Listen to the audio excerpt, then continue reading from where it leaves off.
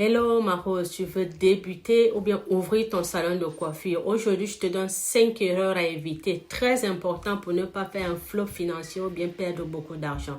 La première erreur, c'est une étude de marché. C'est vraiment accessible à tout le monde. On est en 2025.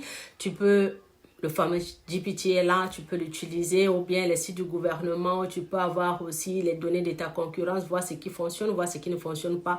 Va même chez tes concurrents, rends les visites, ça fait du bien, tu les fais gagner aussi un peu d'argent. Mais toi, tu fais ton prospect. La deuxième erreur, c'est de vouloir tout acheter au début. Vraiment, on dit quoi? Tout n'est pas utile dès le départ. Par rapport à ton domaine d'activité.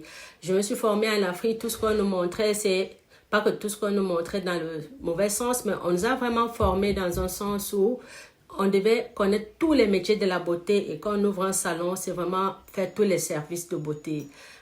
En Europe, c'est pas ça et aujourd'hui aussi les gens l'ont compris. Donc on segmente et on fait les spécialisations.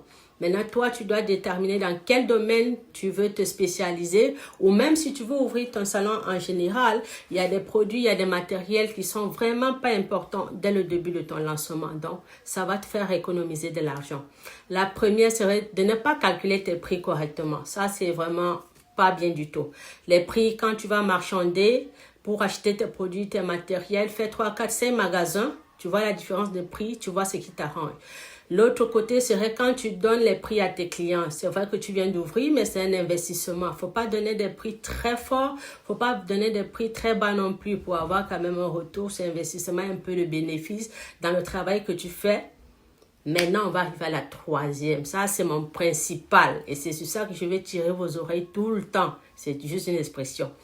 Pour dire, ne négligez pas l'accueil et le service client. Ça,